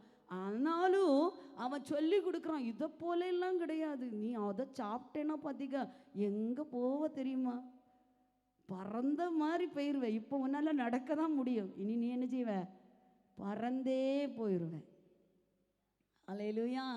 நாங்கள் ஊழியத்துக்கு வந்த புதுசில் எங்களை தேடி 2 ஊழியக்காரர்கள் வந்தாங்க. அவங்க என்கிட்ட வந்து சொன்னாங்க, நீங்கள் படிச்சிருக்கீங்களா? ஆமாம் படிச்சிருக்கேன். சிஸ்டர், உங்கள் கஷ்டம் எல்லாம் மாறும், நீங்கள் என்ன செய்யுங்க, இந்த மருந்து விற்கிறதுல ஒரு கோஆர்டினேட்டராக எங்களுக்கு செயல்படுங்க, நீங்கள் ஒன்றுமே செய்யண்டா, நாங்கள் எல்லாம் பார்த்துக்கிட்டதும் இதில் உங்கள் ஐடியா மட்டும் என்ன செய்துருங்க, தந்துருங்க, உங்கள் கஷ்டம் எல்லாம் மாறும். இப்போ நீங்கள் புத்தியாக செயல்படலைன்னா பிறகு கஷ்டப்படுவீங்க அப்படின்னு பேசுகிறாங்க. நான் உடனே சொன்னேன், நான் இவ்வளோ படிச்சிருக்கேன், ஏன் வேலைக்கு கூட போகாமல் கர்த்தருடைய ஊழியத்துக்கு வந்திருக்கிறேன், இன்னி ஒரு சைடாக மருந்து கடையெல்லாம் வைக்கிறதுக்கெல்லாம் முடியாது. இல்லை சிஸ்டர், நீங்கள் நல்லா கஷ்டப்படி, உங்கள் பிள்ளையோட எதிர்காலம் எப்படி இருக்குன்னு தெரியுமா அப்படின்னுலாம் பேசி நயவஞ்சாமல் பேசுகிறாங்க. நோ, வேண்டாம். ஆனால் அந்த மருந்து கடையில் போய் சிக்கின அநேக ஊழிய சகோதரிகள் இன்னைக்கு ஒன்றும் இல்லாத சூழ்நிலையில் இருக்கிறாங்க. கத்தர் மேன்மை, கத்தரை கனம் பண்ண, கத்தர் எதுக்கு அழைச்சாரு, கத்தர் எதற்காக கொண்டு வச்சிருக்காரு, மருந்து விற்கவா, குழு நடத்துறதா? ஆண்டவர் என்ன எதுக்கு வச்சிருக்காரு? மாடு மேய்க்கிற ஆடு மேய்க்கிற வச்சிருக்காரு, ஆலயத்தில் இருந்து பணிவிடை செய்ய வச்சிருக்காரு, கனமாக வச்சிருக்காரு. அந்த வேலையை செய்யும்போது ராஜாதி ராஜா பரலோகத்தின் பொக்கிஷ சாலையை திறந்து நம்மை ஆசீர்வதிப்பார். தேவ பிள்ளை, இதற்கு சம்பளம் கொடுக்க மாட்டாரா? உலக பிரகாரமான மனுஷன் காலையில் சாயங்காலம் வர வேலை செய்தால் அவங்களுக்கு சம்பளம் கிடைக்குன்னா, ஆண்டுடைய ஊழியத்தை வயலில் நின்று வேலை செய்யும்போது பரலோகம் நமக்கு சம்பளம் தராமல் இருக்குமா? தரும். ஹல்லேலூயா. பரலோகம் நமக்கு சம்பளம் தரும். ஆமென். கர்த்தர் நல்லவர். தேவ பிள்ளைகளை, அந்நிய காரியங்களை நம்ம அலுவல்களை சிக்கிக்கொள்ள வைப்பான். அந்நிய காரியங்களை சிக்கிக்கொள்ள வேண்டாம். நீங்கள் தனிமையில் சந்தித்து ஒரு முடிவுக்கு வரக்கூடாது. இங்கே பார்த்தீங்களா, தனிமையில் சந்திச்சா கனியை பார்த்தா அழகாக தான் இருக்குது, புசிப்புக்கு நல்லா தான் இருக்குது, அதை உடனே வீட்டுக்கு வந்து இந்த கனியை சாப்பிடுவோமா, ஆண்டுகிட்டையும் கேட்கல, புருஷட்டையும் கேட்கல, நேராக போய் பறிச்சாங்க, சாப்பிட்டாங்க, கொண்டு கொடுத்தாங்க. அதான் ஆண்டவர் கேட்குறாரு ஆதாமை பார்த்து, நீ மனைவியுடைய வார்த்தைக்கு கேட்டு விழுந்துட்டியா? இந்த ஏவாள் தனிமையிலே சந்தித்தது கணவனுடைய வீழ்ச்சிக்கு காரணமாக அமைந்தது. அவள் என்ன செய்கிறா, தோட்டத்தை விட்டு இந்த குடும்பமாக என்ன செய்தாங்க, வெளியேற்றப்பட்டாங்க. ஹல்லேலூயா. இந்த வார்த்தைகளை கேட்குற தேவ பிள்ளை, எந்தெந்த இடங்களை நாம் தனிமையை சந்திக்கிறோம், எந்தெந்த இடங்களை தனிமையில் உட்கார்ந்துருக்கிறோம், ஃபோனில் அதிக நேரம் தனிமையில் உட்கார்ந்துருக்கிறோம், கொஞ்சம் அதை யோசிச்சு பாருங்கள். தனிமையாக இருக்கிற இடங்களில் நம்ம வாழ்க்கை சரியாக இருக்கான்னு நம்ம என்ன செய்யணும், யோசிக்கணும். ஆண்டவர் நல்லவர். அப்போஸ்தலர் நடபடியுடைய புத்தகம் 5ஆம் அதிகாரம் 2வது வார்த்தைக்கு நேராக சிந்தையை திருப்புங்க. தன் மனைவி அறிய அவன் கிரயத்திலே ஒரு பங்கை வஞ்சித்து வைத்து ஒரு பங்கை கொண்டு வந்து அப்போஸ்தலருடைய பாதத்திலே வைத்தான். போதும். சபீரால் நமக்கு தெரியும், இது நல்ல ஒரு குடும்பம், ஆதி அப்போஸ்தலர் திருச்சபையில் இருந்த முதல் முக்கியமான குடும்பம். இந்த குடும்பம் ஒரு பெயர் அறியப்பட்ட குடும்பம். பாருங்க, இந்த குடும்பம் செய்தது என்னென்னா, ஆண்டுகிட்ட சொல்லிட்டாங்க, ஆண்டவரே இந்த பூமியை வித்துட்டு இந்த பங்கை கொண்டு ஆலயத்தில் அப்போஸ்தலருடைய பாதத்தில் வைப்போம். அன்னைக்கு எல்லாரும் ஒரு மனமாய் தங்கி இருந்து ஜெபமும் துதியும் ஆராதனை எல்லாம் சபைக்குள்ளே நடந்தது. எல்லாரும் இது எனக்குரியது, இது எனக்குரியது, இது எனக்குள்ள சொத்து அப்படின்னு எல்லாம் சொல்லிக்கிடல. எல்லாரும் கொண்டு பாதத்தில் வச்சு என்ன செய்கிறாங்க, வைக்கிறாங்க. இந்த குடும்பமும் என்ன செய்யுது, சொத்தை விற்குது. ஆண்டோடைய ஆலயத்தில் வைப்பேன்னு சொல்லிட்டு வீட்டுக்கு போனாங்க. வீட்டுக்கு போனாக்களையே சிந்தை என்ன செய்துட்டு, குழப்பம் வந்துட்டு. சிந்தையில் என்ன வந்துட்டு, குழப்பம். நம்முடைய தீர்மானங்கள் அப்படிதான். ஆலயத்தில் நின்று நிறைய தீர்மானம் எடுப்போம். ஆண்டவரே, ஒரு பிரசங்கம் கேட்டு வல்லமையான ஒரு தொடுதல் வந்தோடனே, ஆண்டவரே இன்னைக்கு முதல் நான் என்ன செய்வேன், நடுராத்திரி எழும்பி ஜெபம் பண்ணுவேன். தீர்மானம் அப்படியே போகும். வீட்டுக்குள்ளே போனது அது உடையும். வீட்டுக்குள்ளே போனது என்ன செய்யும், தீர்மானம் உடையும். அல்லேலூயா. நிறைய தீர்மானம். ஆண்டவரே நான் கொடுப்பேன், ஆண்டவர் நான் ஊழியத்திற்காக போவேன், ஆண்டவரே மிஷினரியை தாங்குவேன், ஆண்டவரே. பல தீர்மானங்கள் இங்கே வர நல்லதாக இருக்கும், வாசல் வர சூப்பராக இருக்குது. வீட்டுக்கு போன உடனே என்ன செய்யுது, உடையுது. வீட்டுக்குள்ளே போன உடனே அவங்க நினைக்கிறாங்க, எல்லாத்தையும் விட்டு சர்ச்சில் கொண்டு வச்சுட்டா நம்மளும் எதிர்காலம் என்ன ஆகும், ஆண்டவருக்குன்னே கொடுத்துட்டா அடுத்த நேரம் சாப்பாட்டுக்கு என்ன ஆகும், பேதுரு பிரசங்கியார் என்ன செய்வார், அவங்க என்ன செய்வாங்க, அப்படிலாம் யோசிச்சிருப்பாங்க. வீட்டில் போனோடனே வசனம் சொல்லுதை பார்த்தீங்களா, மனைவி அறிய, அந்த வசனத்தை படிங்க ஒரு தடவை. மனைவி அறிய, தன் மனைவி அறிய அவன் கிரயத்திலே ஒரு பங்கை வஞ்சித்து வைத்து ஒரு பங்கை கொண்டு வந்து அப்போஸ்தலருடைய பாதத்திலே வைத்தான். கர்த்தருடைய பொருளை கொடுப்பேன்னு சொல்லிட்டுள்ள பொருளை வஞ்சிச்சு எங்க வச்சான், வீட்டுக்குள்ள வச்சான். இந்த வீட்டுக்குள்ள வைக்கும்போது யாருக்கு தெரியும் சொல்லுங்க?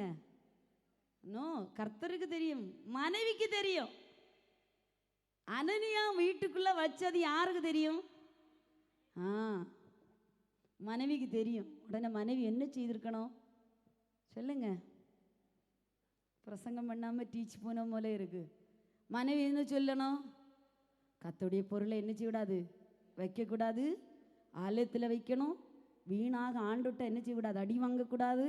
கர்த்தருடைய சாதனை நம்ம வீட்டுக்கு வரக்கூடாது. ஹல்லேலூயா. கர்த்தருடைய பொருள் ஒன்றும் உங்கள் வீட்டில் இருக்கக்கூடாது. கர்த்தருடைய ஆலயத்தில் இருக்க வேண்டிய, கர்த்தருடைய சமூகத்தில் படைக்க வேண்டியது கர்த்தருடைய சமூகத்தில். இது மனைவி சொல்லி கொடுக்க வேண்டிய ஆலோசனை.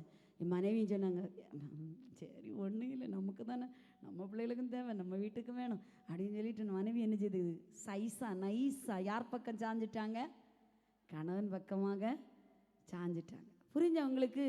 கர்த்தருடைய பொருள் நம்ம தசோபாகம் எடுத்து பிரித்து வைக்கிறோமா, அது ஆண்டவருக்குன்னு பிரித்து பொருத்தனையோடு நீங்கள் பண்ணீங்கன்னா ஒரு நாள் நீங்கள் இடையூறாக நிற்கவே கூடாது. அது பாவம். அது உங்களுக்கு இப்போ தெரியாது. கர்த்தருடைய கண்களுக்கு அது மறைவானது இல்லை. அதனால் நீங்கள் எடுத்து வச்சது தான், தூக்கி வச்சது மாற்றி வச்சது தான். நம்ம ஆண்டவர் சொல்கிறாரு, அதை விட்டுட்டு வான்னு நான் ஒன்றை என்ன செய்யலை சொல்லலை. ஆனால் நீ விட்டுட்ட, நீயே தீர்மானம் எடுத்துட்ட, இதை எங்கே கொண்டு வருவேன், ஆலயத்துக்கு கொண்டு வருவேன். இதை நீ வீட்டில் வைக்க வேண்டியது அல்ல. வீட்டில் வைக்கிறது மனைவிக்கு தெரியும். இதை நம்ம சொல்லி கொடுக்கணும். இதே மாதிரி கர்த்தருக்குரியது என்னெல்லாம், தசோபாகம் கர்த்தருக்குரியது, ஓய்வு நாள் கர்த்தருக்குரியது, முதற் பலன் கர்த்தருக்குரியது, முதல் பிள்ளை சொல்ல மாட்டாங்க, முதல் பிள்ளை சொல்லவே மாட்டாங்க. கிடைச்சதே ஒரு பிள்ளை எப்படி கொடுக்குறது? முதல் பிள்ளை யாருக்குரியது? கர்த்தருக்குரியது. கொடுக்க முடியுமா? கொடுக்க மாட்டோம். பார்த்தீங்களா? நீங்கள் கொடுத்து பாருங்க. ஒரே ஒரு பிள்ளை அன்னாளுக்கு கிடச்சி, சாமுவேல் இல்லையா, கிடச்சதை என்ன செய்தார், ஆலயத்துக்கு கொடுத்தாரு. கர்த்தர் எத்தனை பிள்ளைகளை கொடுத்தாரு? 3 ஆணும் 2 பொண்ணுமா 5 பிள்ளையை கொடுத்தாரு. திருப்பம் கொடுப்பாரா கொடுக்க மாட்டாரா? ஒரே ஒரு பிள்ளை யாரு? ஈசாக்கு. ஆண்டவர் சொல்றாரு, நீ போய் மோரியா மலையில கொண்டு போய் பலியிடு. என்ன சொல்லுவீங்க? தந்து இவ்வளோ நாள் 100 வருஷம் ஆனவர் தந்தீங்க, இப்போ போய் பலியிட சொல்றீங்க. நம்ம அப்படிதானே சொல்லுவோம், நம்ம அப்படிதான் சொல்லுவோம், கண்டிப்பாக சொல்லுவோம். ஆனால் அந்த தாத்தா அந்த வயதான காலத்தில் அந்த பிள்ளையை கொண்டு போய் மேலே போகும்போது கர்த்தருடைய வார்த்தை அங்கே வெளிப்படுது. ஹல்லேலூயா. கர்த்தர் உங்களை விட மாட்டார், திக்கற்றவர்களாக விடவே மாட்டார். நம்முடைய பிள்ளைகள் என்ஜினியர் ஆகிற விடவும், நம்முடைய பிள்ளைகள் டாக்டர் ஆகிடவும், நம்முடைய பிள்ளைகள் ஊழியத்தில் வந்துட்டாங்கன்னா அவங்கள கர்த்தர் ரெட்டிப்பாய் ஆசீர்வதிப்பார். ஹல்லேலூயா. தாயின் கருவில் இருக்கும்போதே நம்ம சொல்லுவோம், ஆண்டவரே என் பிள்ளையை நீ தந்தீங்கன்னா இது ஊனமில்லாம தந்தீங்கன்னா நம்ம கத்தருக்காக கொடுப்போம்னு சொல்லி சில வேளை தீர்மானம் எடுத்திருப்போம். இன்னைக்கு நம்ம பிள்ளைகளுக்கு மீசையெல்லாம் வந்து ஸ்டைலெல்லாம் மாறி சில பெற்றோர் பிள்ளைகளை குறித்து பாரப்படுறாங்க. பிள்ளைகள் நம்ம வழிகள் இல்லையே, எனக்கு ஆசையாக இருக்குது. ஆனால் கத்தருக்காக நீங்கள் கொடுக்கணும். ஒரு பிள்ளையாகலோ ஆண்டுடைய ஊழியத்திற்காக கொடுக்கணும், ஆண்டவருக்காக கொடுக்கணும். ஒருவேளை நீங்கள் நினைக்கல முழு நேர ஊழியம் இல்லை, அந்நாள் கொண்டு விட்ட மாதிரி ஆலயத்தில் சில பணிவிடை ஊழியம் செய்கிறதுக்கு ஒரு பிள்ளையாகலும் கொடுக்கணும். ஒரு பிள்ளையாகலும் ஆலயத்தில் பணிவிடை ஊழியம் செய்யட்டும். ஆமே. அப்படி நம்முடைய சபையில் ஆளு ஒன்றுன்னு வந்துன்னு வச்சிருங்க, சபை சீக்கிரமாக பல மடங்கு பெருகும், பல மடங்கு பெருகும். ஒரு கிராமத்துக்காக உங்கள் பிள்ளையை கொடுங்க, அந்த பிள்ளை அந்த கிராமத்தில் போய் வேலை செய்யட்டும். ஒரு தெருவுக்காவது கொடுங்க, ஒரு வீட்டுக்காவது கொடுங்க. ஏதோ ஒரு வழியில் பிள்ளையை கத்தருக்காக கொடுக்கும்போது கத்தர் நம்முடைய தலைமுறைகளை ஆசீர்வதிப்பார். இப்போவே ஜெபிக்கணும், ஆண்டவரே என் பிள்ளைகள் இந்த பணிவிடை ஊழியத்தை, இந்த ஊழியத்தை ஏதோ ஒரு வழி வயல் நிலத்தில் என் பிள்ளை இதை செய்யட்டும் என்று சொல்லி கொடுத்தா கத்தர் ஆசீர்வதி. பாருங்க, மனைவிக்கு தெரியும் கத்துடைய பொருளை எடுத்து வஞ்சிக்க கூடாது, கத்துடைய நாளை வஞ்சிக்க கூடாது, கத்துடைய பலனை வஞ்சிக்க கூடாது, எல்லாம் மனைவிக்கு தெரியும். ஆனால் மனைவி அரைஞ்சு பேசாமல் இருந்தாங்க. சரி, கணவன் போய் உள்ள வச்சுட்டு முன்னால கணவன் போறாரு, விழுகிறாரு, சாகுறாரு, ஆலயத்திலே செத்து போகிறாரு, இவளும் செத்து போகிறா. காரணம் என்ன? அந்த இடத்துல உபதேசிக்க வேண்டிய இடத்துல உபதேசிக்காமல் அல்லது கற்றுடைய பொருளை வஞ்சித்தது நிமித்தம் வந்த தண்டனை. ஆமேன்னு சொல்லுங்க. ஒரு வசனத்தை கூட படிக்கலாமா? சீக்கிரம் ஓசியா தீர்க்கதரிசன புத்தகம் 2ஆம் அதிகாரம் 7ஆவது வார்த்தை படிங்க. அவள் தன் நேசர்களை பின்தொடர்ந்தும் அவர்களை சேர்வதில்லை, அவர்களை தேடியும் கண்டுபிடிப்பதில்லை. அப்பொழுது அவள், நான் என் முந்தின புருஷனிடத்துக்கு திரும்பி போவேன், இப்பொழுது இருக்கிறதை பார்க்கிலும் அப்பொழுது எனக்கு நன்மையா இருந்தது என்பாள். ஹல்லேலூயா. இது யாரு? கோமேர், ஓசியாவுடைய மனைவியாகிய கோமேர். ஒரு விஷயம் ஆண்டவர் சொல்றாரு, நீ ஒரு பெண்ணை கட்டிரு, வேசியான ஒரு பெண்ணை போய் என்ன செய் கட்டிருன்னு சொல்லுவார். அவர் போய் கட்டிட்டு வருவார். கொஞ்ச நாள் அவருக்கு கூட இருந்து 3 பிள்ளைகள் எல்லாம் பிரசவிச்சாச்சு. இப்போ இந்த பெண்ணு என்ன செய்தாச்சு? பல நேசர்களை சார்ந்து பலரை தேடி போனா. கடைசியில் இவருடைய சரீரமும் இவருடைய ஆத்மாவும் எல்லாம் உருவழிஞ்சு. அப்படி தானே நம்ம உலகத்தில் நடக்கும். இப்போ என்ன செய்கிறாரு? நம்ம தேசத்தின் பார்வையில் சொல்கிறோம், ஒரு எய்ட்ஸ் வியாதியோட வந்த மாதிரி திருப்பி வாரா. எப்படி? உருமாறி சரீரம் எல்லாம் செத்து அப்படியான பிறகு இப்போ தான் சொல்கிறா, வாய் திறந்து சொல்கிற ஒரு வார்த்தை தான்.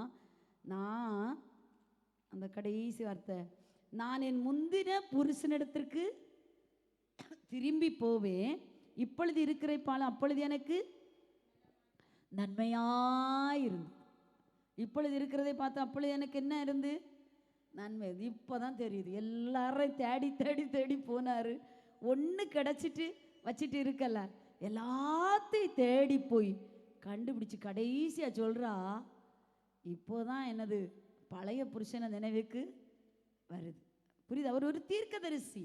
ஒரு தீர்க்கதரிசியுடைய மனைவி செய்கிற வேலை வேண்டாத எல்லாத்துலேயும் போய் சிக்கி எவ்வளோ அவமானம். அந்த தீர்க்கதரிசி எவ்வளோ அவமானத்துடன் வாழ்ந்திருப்பா. ஒரு நேசர் அல்ல, பல நேசர்களை பின்பற்றி போய் ஒன்றும் இல்லாமல் ஆய் திருப்பி நினைக்கிறான், ஃபஸ்ட்டு இருந்த புருஷனே போதுமாக இருந்து. ஆனாலும் பாருங்க, அந்த இடத்துல அவன் திருப்பி அதை விலைக்கு வாங்குறான்.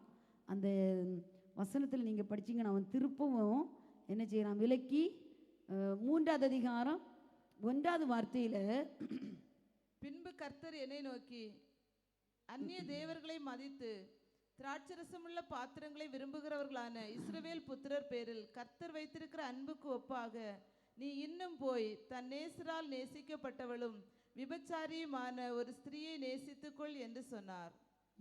அடுத்து, அப்பொழுது நான் அவளை 15 வெள்ளிக்காசுக்கும் 1.5 கலம் வார்கோதுமைக்கும் கொண்டு அவளை நோக்கி, நிவேசித்தனம் பண்ணாமலும் ஒருவனையும் சேராமலும் அநேக நாள் எனக்காக காத்திரு, உனக்காக நானும் காத்திருப்பேன் என்று. இது இஸ்ரவேல் ஜனங்களை குறித்ததானாலும் கோமேர் பல புருஷர்களை சேர்ந்துட்டு போறா. கடைசியாக இந்த புருஷன் என்னது? அடிமாட்டு விலைக்கு சந்தைக்கு வந்து நிற்குது, இதை வாங்கிட்டு வராரு. எவ்வளோ அவமானம் இல்லையா? புருஷனுடைய வீழ்ச்சிக்கு காரணம் சில பெண்கள் பல நேசர்களை சார்ந்து கொள்வது. பல நேசர்களை, பல புருஷர்களை சார்ந்து சார்ந்து சார்ந்து வெள்ளம் வெள்ளி எல்லாம் வாங்கி பறக்கி சாப்பிட்டுட்டு கடைசியாக சொல்கிறான், எல்லாம் செய்ய வேண்டியது எல்லாம் செய்தாச்சு, கடைசியாக சொல்கிறான், என் ஃபஸ்ட்டு இருந்த புருஷனே போதும். ஹல்லேலூயா!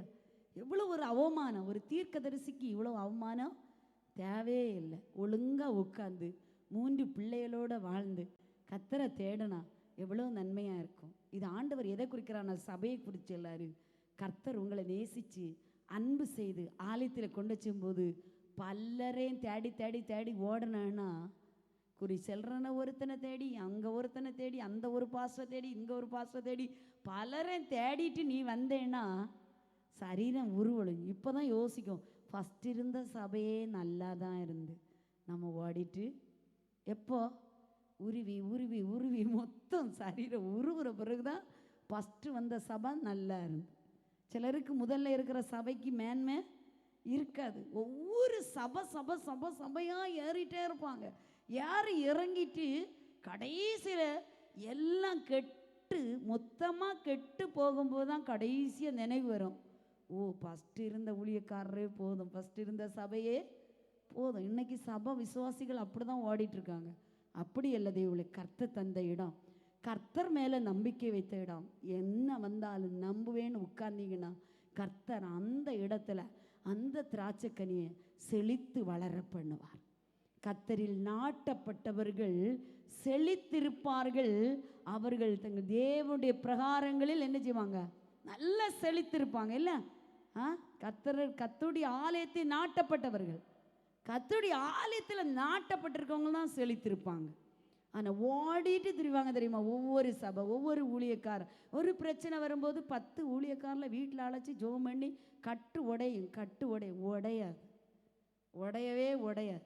கட்டு என்ன செய்யாது? உடையாது. எப்போ கட்டு உடையும்? நம்ம மனம் திரும்பினா கட்டு உடையும். ஹல்லேலூயா!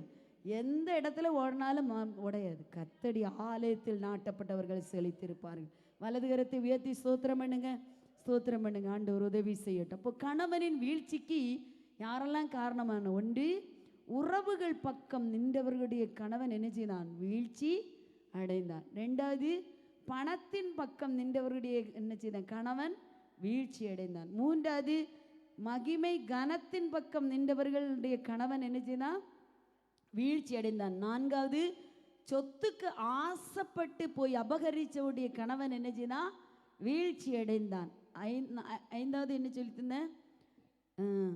அந்த வார்த்தைக்கு கீழ்ப்படியாத மனைவி, வார்த்தைக்கு, புருஷனுடைய வார்த்தைக்கு கீழ்ப்படியாமல் தனிமையிலே போனவுடைய கணவன் வீழ்ச்சி அடைந்தான். அடுத்தபடியாக கர்த்தருக்குரிய பொருளை கர்த்தருடைய ஆலயத்தில் வைக்காமல் போனவுடைய கணவன் வீழ்ச்சி அடைந்தான். கடைசியாக பல நேசர்களை சார்ந்து கொண்டு ஓடினுடைய கணவன் வீழ்ச்சி அடைந்தான். தேவ ஜனங்களே, அருமையான ஒரு செய்தின்னு நான் நினைக்கிறேன்.